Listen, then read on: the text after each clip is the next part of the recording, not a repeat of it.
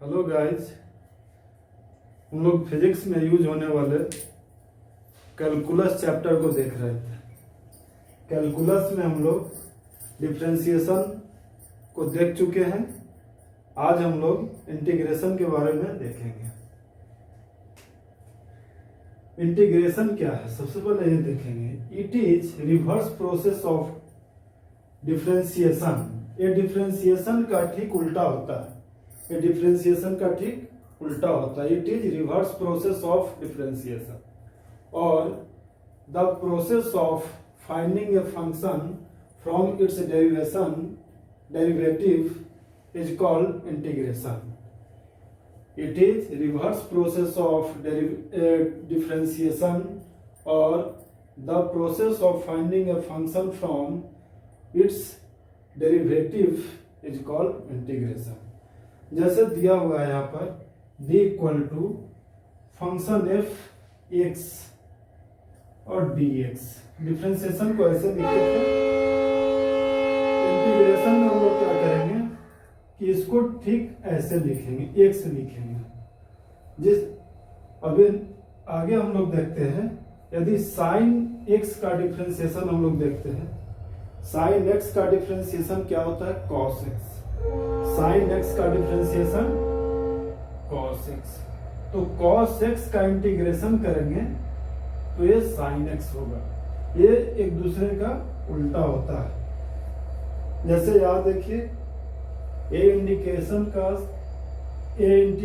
का सिंबल है। ए इंटीग्रेशन का सिंबल है, सिंबल ऑफ इंटीग्रेशन।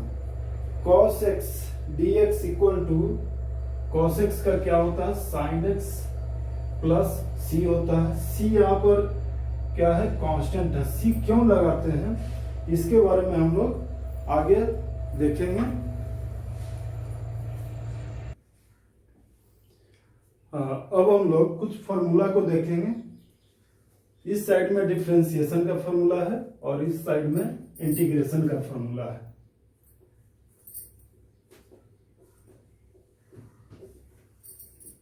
ये डिफरेंशिएशन का फॉर्मूला है,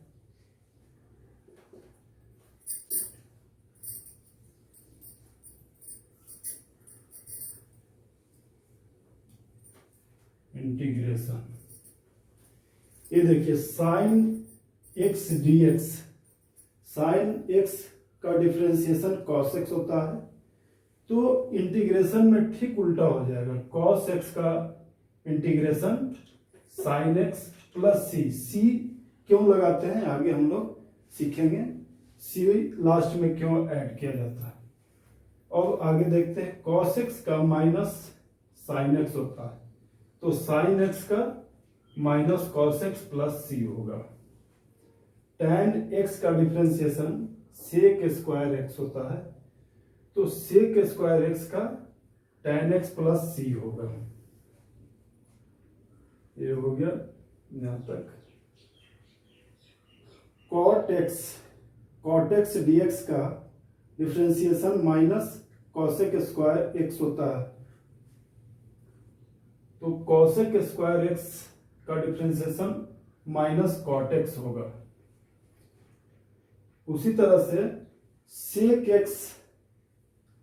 x का differentiation sec x into tan x होता है, तो sec x into tan x का integration sec x plus c होगा।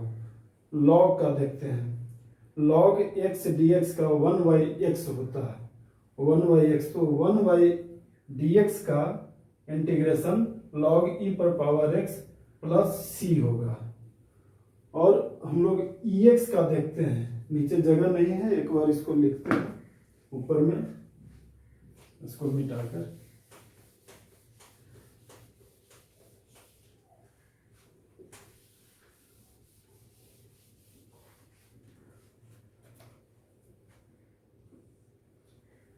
हाँ, हम लोग यहां तक देख चुके थे, इसको देखेंगे।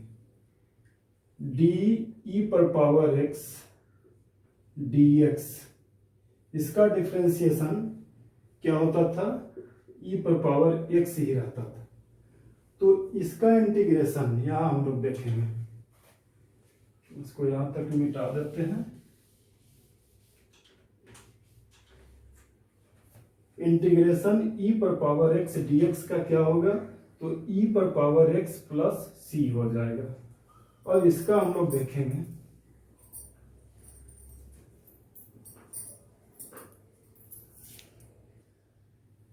अब आगे हम लोग नेक्स्ट फॉर्मूला को देखेंगे। ई एक्स पर power e to the power x का डिफ्रेंसिएशन ई एक्स, और इंटीग्रेशन करेंगे तो ई एक्स प्लस सी आ जाएगा। एक्स पर power n, x to the power n, differentiation में क्या करते थे, एन को आगे लिखते थे, एक्स एन माइनस वन करते थे। इसमें क्या करेंगे, इसमें x to the power n plus one करेंगे, और जो एन प्लस वन ऊपर में लिखे उसी चीज को नीचे लिख देना है और प्लस सी करेंगे। अब इसका डिफ्रेंसिएशन देखते हैं, d x to the power n plus one by d x. इसका क्या होता है डिफ्रेंसिएशन, तो n plus one x to the power n, x to the power n होगा इसका डिफ्रेंसिएशन। ये कैसे होगा, इसको आप निकाल भी सकते हैं, एक्सएन का फॉर्मूला लगाएंगे उस पर आसानी से आ जाएगा। इसको हम लोग सोल्व कर सकते हैं। देखिए कैसे करेंगे, x to the power n का डिफ्रेंसिएशन कैसे करते थे, इसका फॉर्मूला होता है n x n minus one. तो अगर हम लोग इसका वैल्यू रखेंगे तो n plus one x n plus one minus one, ये चला जाए खत्म हो जाएगा, यानी कि n plus one x n, ये वैल्यू आ जाता है। यदि इसको हम लोग इंटीग्रेशन करेंगे तो ये कितना आ जाएगा, x to the power n plus one आ जाएगा, ये आ जाएगा। रिवर्स प्रोसेस है, इसका डिफ्रेंसिएशन इतना और इसका इंटीग्रेशन ये आ जाता है, यानी कि लास्ट में हम लोग सी ऐड करेंगे।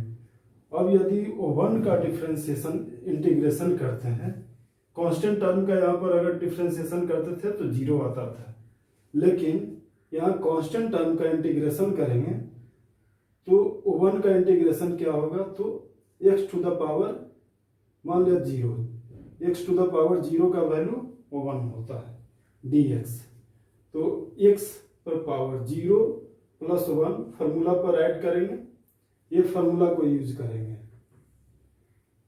यानी कि जो पावर है पावर पर पावर में एक ऐड करते हैं और वही चीज नीचे लिखते हैं, यानी x to the power one divided by one plus c, यानी ये आ गया कितना, एक्स प्लस सी आ गया। उसी तरह से I equal to integration d x को भी हम लोग क्या लिख सकते हैं, एक्स प्लस सी लिख सकते हैं। इस पर कुछ एग्जाम्पल हम लोग देखेंगे और ये सी क्यों ऐड करते हैं इसके बारे में हम लोग देखते हैं। हाँ, हम लोग ये देखते हैं, डी ब्रैकेट में C divided by D X, C का डिफ्रेंसिएशन निकालना है, कितना होता है जीरो, और जीरो का इंटीग्रेशन करेंगे तो ये सी आ जाता है। सी क्या है, यहाँ कांस्टेंट टर्म है, यानी जीरो का इंटीग्रेशन अगर हम लोग निकालेंगे तो ये आ जाएगा सी एक कांस्टेंट टर्म है। अब हम लोग डिफ्रेंसिएशन देखते हैं d x square by D x का, तो ये डिफ्रेंसिएशन कितना आ जाएगा, 2x कैसे आएगा वो देखते हैं। इसका फॉर्मूला को यूज करेंगे, फॉर्मूला लगाएंगे तो ये 2x आ जाएगा इंटीग्रेशन, अगर इसको डिफ्रेंसिएशन करेंगे तो। आइए इसका इंटीग्रेशन यदि करते हैं, डिफ्रेंसिएशन इसका 2x आ गया, इंटीग्रेशन करने पर इसका फिर एक्स स्क्वायर आ जाएगा। इसको हम लोग सोल्व करेंगे, एक्सएन का फॉर्मूला यूज करेंगे, उससे ये आ जाएगा। हम लोग एक्सएन का फॉर्मूला जानते हैं, एक्स पर power n equal to n x n minus one. एन के जगह कितना दिया है, एन के जगह 2 दिया है, यानी एक्स टू द पावर 2 है, तो 2 माइनस वन, यानी हम लोग 2x सिर्फ डायरेक्ट हम लोग बोल सकते हैं। और 2x को जब इंटीग्रेट करेंगे तो ये आ जाएगा एक्स स्क्वायर आ जाएगा, यानी 2x dx I equal to 2x dx equal to 2 को बाहर निकालेंगे x, इसका फॉर्मूला क्या है, x पर पावर n रहता है तो n plus x n plus 1 और n प्लस 1, यानी कि 1 प्लस 1 नीचे आ जाएगा, यानी कि 2 हो जाएगा, 2 कैंसिल होगा, एक्स स्क्वायर और प्लस सी एक कांस्टेंट टर्म को जोड़ देते हैं। अब देखिए कांस्टेंट टर्म को क्यों जोड़ते हैं उसके बारे में देखते हैं। इसका डिफरेंशिएशन करते हैं, x square plus 5 divided by dx, तो इसका डिफरेंशिएशन करेंगे तो डिफरेंशिएशन कितना आ जाएगा इसका 2x, यहाँ पर 5 है तो 5 का क्या हो जाता है 0 हो जाता है, 5 का 0, और पूरे का अगर इंटीग्रेशन करते हैं तो ये फिर कितना आ जाएगा एक्स स्क्वायर प्लस 5 यहाँ पर 5 हो या 6 हो या 7 हो कुछ भी हो, ये यहाँ पर क्या आएगा एक कांस्टेंट टर्म आ जाएगा। जैसे एक्स स्क्वायर प्लस 100 भी लिए तो भी इसका वैल्यू इतना ही आ गया, 2x प्लस 0 आ गया, यानी ये क्लियर नहीं हो रहा है कि यहाँ पर कितना रखें तो यहाँ पर वैल्यू कितना आएगा। ये क्लियर नहीं होने के कारण इसको इनडिफिनिट इंटीग्रेशन कहा जाता है, इसको इनडिफिनिट इंटीग्रेशन कहते हैं। जैसे यहाँ हम लोग देखते हैं एक्स स्क्वायर प्लस सी दिया हुआ है तो इसका भी वैल्यू कितना आ गया 2x प्लस 0, और एक्स स्क्वायर प्लस 100 का भी डिफरेंशिएशन किया तो भी आ गया 2x प्लस 0, और एक्स स्क्वायर प्लस 5 को भी डिफरेंशिएशन किया तो 2x प्लस 0 आ गया। यानी ये वैल्यू अलग अलग है, यहाँ पर वैल्यू अलग है लेकिन ये वैल्यू क्या आ रहा है बराबर आ रहा है, ये एक दूसरे का इक्वल है, इसलिए इसको हम लोग इनडिफिनिट इंटीग्रेशन बोलते हैं। अब इस पर हम लोग कुछ एग्जाम्पल को देखेंगे।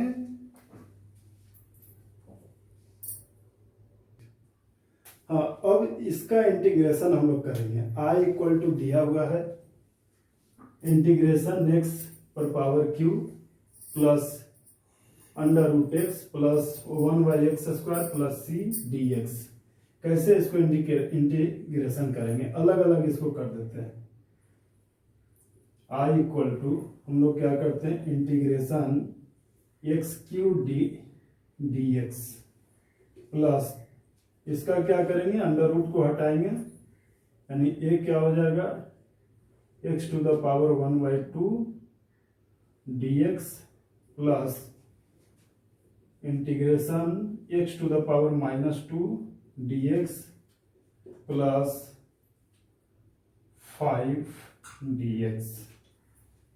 इस सभी को हम लोग इंटीग्रेशन करेंगे। कैसे करेंगे तो एक्सएन का फॉर्मूला लगाएंगे, x to the power n equal to x n plus 1 divided by n plus 1, ये फॉर्मूला इसमें यूज करेंगे।